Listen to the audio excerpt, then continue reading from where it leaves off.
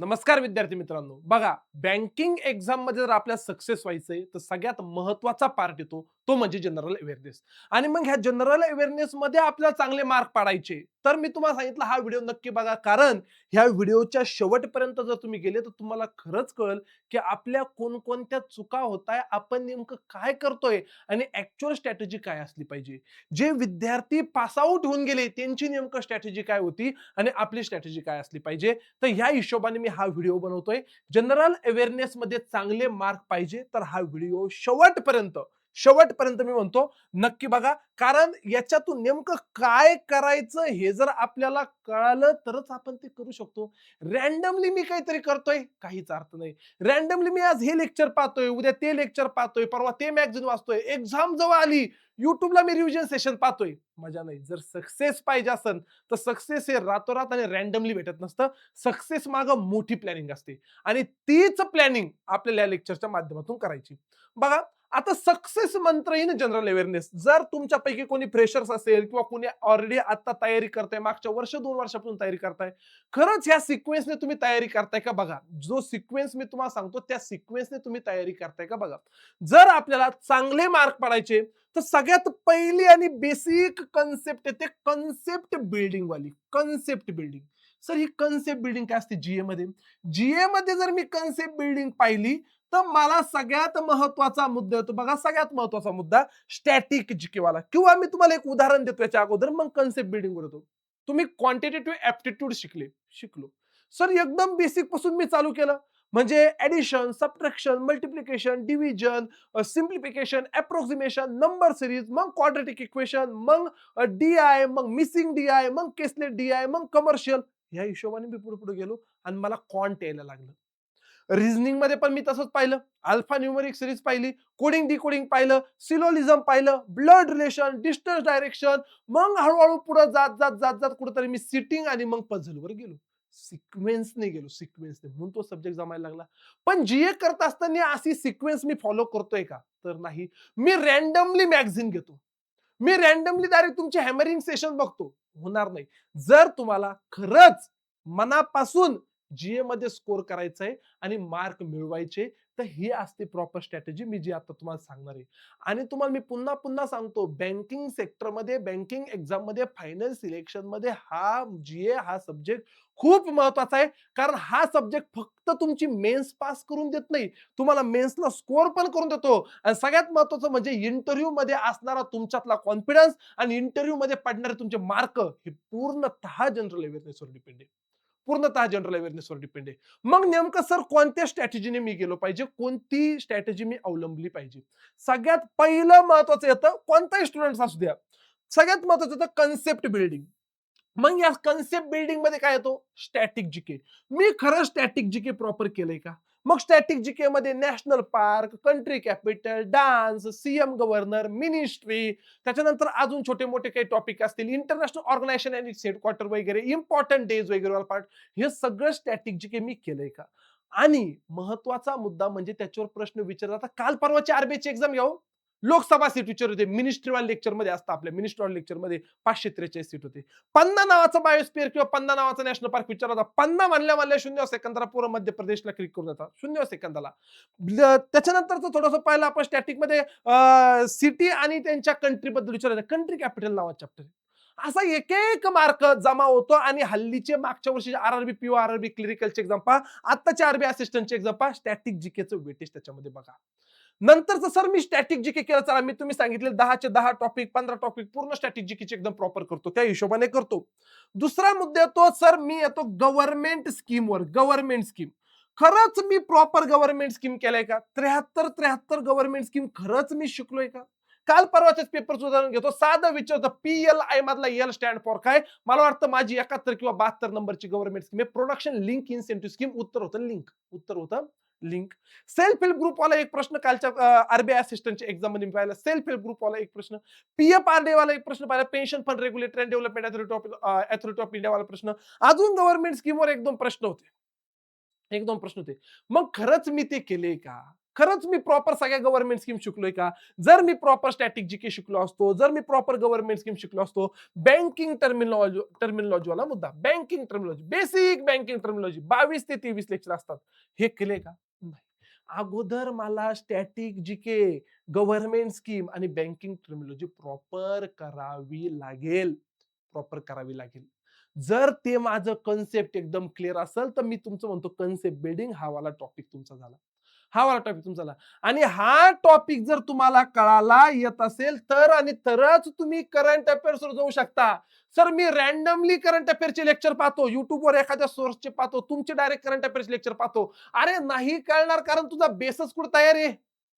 इथं एखादी government scheme news मध्ये तुझा बेसिक तुला ती गव्हर्नमेंट स्कीम माहित नाही. इथं बँकिंग आरबीआयचे सर्क्युलरचे लेक्चर तुला आरबीआयचे सर्क्युलर किंवा बँकेच्या टर्मिनॉलॉजीच माहित नाही.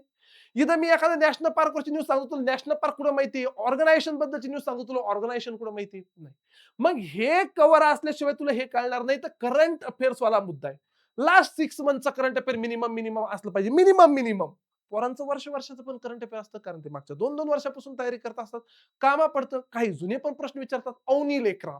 अवनी लेकरा कोणत्या खेळाशी रिलेटेड आहे, पॅराशूटिंग वगैरे आरबीआयच्या पेपरला आले प्रश्न.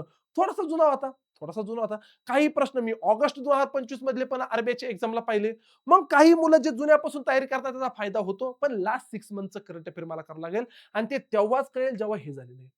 आता सर तिसरं येतो. चला मी कन्सेप्ट बिल्डिंग केली. मी सगळं स्टॅटिक जीके प्रॉपर केलं. सर माझ्या 100 देशांचे कॅपिटल माहिती, मला प्रत्येक स्टेटची कॅपिटल माहिती, मला 100 प्लस नॅशनल पार्क माहिती आहे, मला 70 प्लस इंटरनॅशनल ऑर्गनायझेशनची हेडक्वार्टर माहिती आहे, मला 140 प्लस डेज पाठ आहे, मला 35 प्लस डान्स पाठ आहे, मला भारतातले 67 सीएम आणि गव्हर्नर माहिती आहे, मला भारतातला प्रत्येक मिनिस्टर माहिती आहे, त्याचा बेस माहिती आहे. माझं स्टॅटिक जीके एकदम प्रॉपर झालंय. गव्हर्नमेंट स्कीम मध्ये सर 73चे 73 गव्हर्नमेंट स्कीम माझ्या तोंडपाडीत तुम्ही पीएलआय म्हणले मी म्हणतो 4% टू 6% इन्सेंटिव्ह एकदम क्लिअर आहे. सर तुम्ही गव्हर्नमेंट स्कीमचं नाव सांगा मी तुम्हाला त्याच्याबद्दलचे डिटेल सांगतो. Government scheme clear. त्याच्यानंतर तो बँकिंग टर्मिनॉलॉजी वाला मुद्दा तो माझा 22 लेक्चर मी केले आणि एकदम क्लिअर झालेला आहे. त्याच्यानंतरचा पुढचा तो आता करंट अफेअर मला समजायला एकदम सोपं जातं कारण त्यातलं 50% पार्ट तर माझा इथूनच सोपा झालाय. करंट अफेअर केलं आणि या दोन गोष्टी केल्यानंतर तिसरी फेज येते ती मॅगझिन. तुमच्यापैकी काही काही असे लोक आहे डायरेक्ट मॅगझिन घेताना वाचायला लागतात. अहो काय कळणार आहे? तेवढ्या पुरतं सॅटिस्फॅक्शन तुम्हाला भेटेल, तेवढ्या पुरतं सॅटिस्फॅक्शन तुम्हाला भेटेल, पण याच्यातून रिझल्ट येणार नाही किंवा मार्क नाही पडणार. मार्क पाडायची सिक्वेन्स म्हणते कन्सेप्ट बिल्डिंग, सिक्वेन्स म्हणते करंट अफेअर, देन सिक्वेन्स म्हणते मॅगझिन. तू डायरेक्ट तिसरीत गेला. पहिली नाही केली, दुसरी नाही केली, डायरेक्ट तिसरी जाऊन बसला. काय कळणार आहे? मॅगझिन वाचल्यावर तात्पुरतं कळन, पण तुम्हाला त्याचा एक्झामला डायरेक्ट फायदा नव्हता. मॅगझिन तेव्हाच फायदा होईल किंवा मॅगझिन तेव्हाच कळेल, जेव्हा तुम्ही प्रॉपर करंट अफेअरचे एका महिन्याचे 12-12, 13-13 लेक्चर प्रॉपर केले. अवॉर्ड शिकून घेतले. बाकीचं तुमचं बँकिंग टर्मिनॉलॉजी असेल, नॅशनल इंटरनॅशनल न्यूज असेल, स्पोर्ट्सवाले न्यूज असेल, येतात म्हणजे येतात. मी 100 वेळा सांगितलं होतं, Khelo India tribal game, first Khelo India tribal game कुठे झाली? काल परवाच्या आरबीआयच्या एक्झामला होतं आणि 5 स्टार होतं. येणार म्हणजे येणार, येणार म्हणजे येणार. अनुभव सांगतो येणार. तर येणार. तरच ते मॅगझिन कळेल जर तुम्ही हे नीट शिकलेलं असेल. तिसरी फेज होती मॅगझिन आणि मग शेवटची फेज येते हॅमरिंग.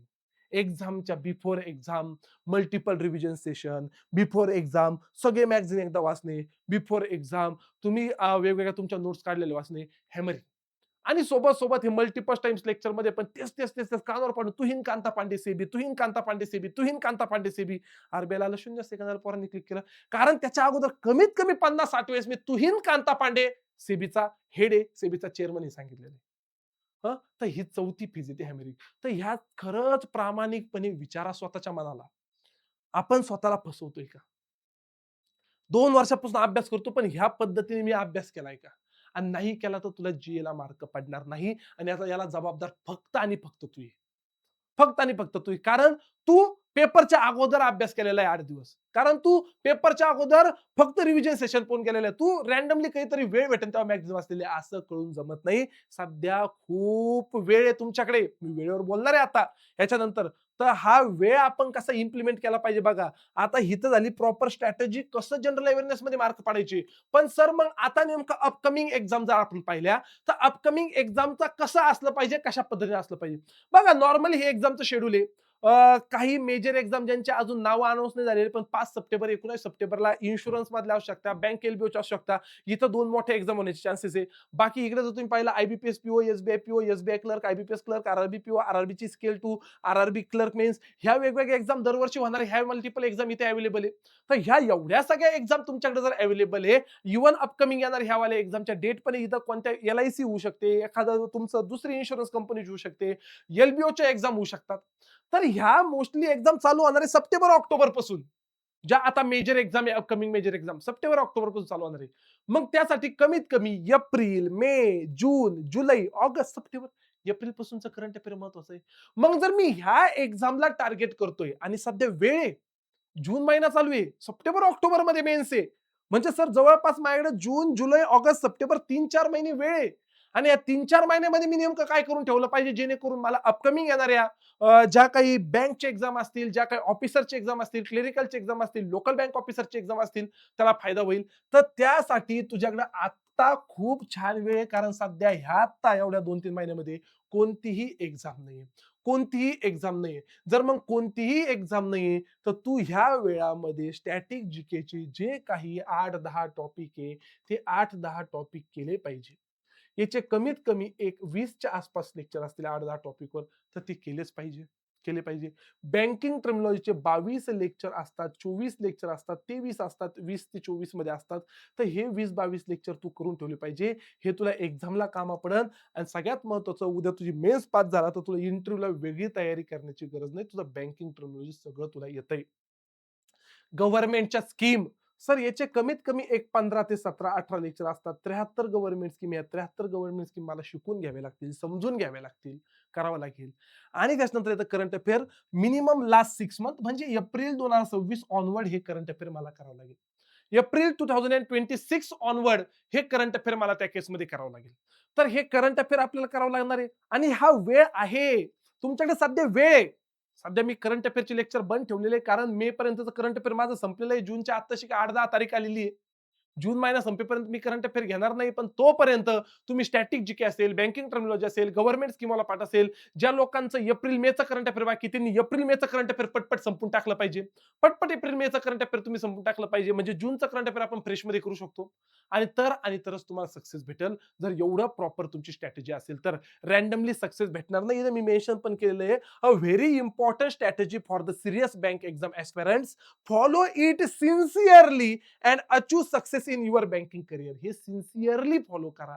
तर आणि तरच तुम्ही बँकिंग सेक्टरमध्ये सक्सेस अचीव्ह करू शकता. सक्सेस अचीव्ह करू शकतात. तर हे प्रॉपर तुम्हाला त्या केसमध्ये करावं लागेल, जर आपल्याला यश मिळवायचंय. कारण आपण क्वांट शून्यातून केलंय, रिझनिंग शून्यातून केलंय, पण मला जीए शून्यातून नाही करायचं. मी रँडमली काहीतरी जादूटोणा करून पास होईल. रँडमली जादूटोणा करून पास होत नसतं. मागचा इतक्या दिवसाचा बँकिंग सेक्टर मधला माझा अनुभव सांगतो. आणि मी जे तुम्ही आरबीआयचे पेपर दिलेल्या मुलांना विचारा, आरआरबी पीओ झालेल्या पोरांना विचारा, आता रिसेंटली वेटिंग लिस्ट क्लिअर झालेल्या मुलांना विचारा, क्लिरिकल वाले पोरांना विचारा, मागच्या वर्षी पास झाले कोणत्याही मुलाला विचारा. मी जिथं जिथं म्हणलो ना, हा प्रश्न पेपरला येईन, तिथं तिथं तो येईन.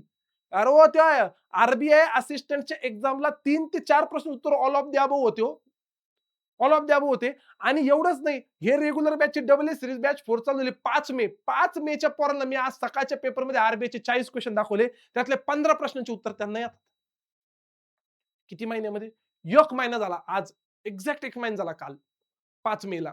5 मे ते 5 जून. या एका महिन्यामध्ये त्या पोरांना 15 प्रश्न उत्तर येतात. त्यांना नॅशनल पार्क सांगता आला. त्यांना बाकीचं काय सांगता आलं. त्यांना ते कोणता जीआय टॅग, सर तुम्ही कली म्हणजे केरळ म्हणले होते. मग कलीवाला कोणता जीआय टॅग होता? Kerala. Kerala. All of the अबोव्हचे 3 उत्तर होते. बाकी तुहीन कांता पांडे वगैरे, अहो त्यांना 15 प्रश्न उत्तर देता आले. त्यांचं फक्त गव्हर्नमेंट स्कीमवाला पाठ झाला आणि स्टॅटिक जीकेवाला पाठ झालाय. गव्हर्नमेंट स्कीमवाला पाठ झाला आणि स्टॅटिक जीकेवाला पाठ झालाय, देता आले. तर तुम्हाला का नाही देता येणार? सिक्वेन्सने करा, प्रॉपर करा. यश 100% भेटेल. यश 100% भेटेल. ह्या सगळ्या गोष्टी विद्यापीठ 2.0 नावाची बॅच चालू आहे, याच्यामध्ये अवेलेबल आहे. या सगळ्या गोष्टी अवेलेबल आहे याच्यामध्ये. 1.0 पण अवेलेबल आहे ॲपवर. 1.0 त्याच्यामध्ये स्टॅटिकवाला पार्ट पूर्ण झालेला आहे. ज्यांना पटपट पाहिजे त्यांना. 2.0 मध्ये जर आपण पाहिलं, स्टॅटिक जीके आता ऑलमोस्ट संपत आलंय. गव्हर्नमेंट स्कीम झाले. बँकिंग टर्मिनॉलॉजी चालू व्हायचंय 2.0 मध्ये, आता होईल चालू.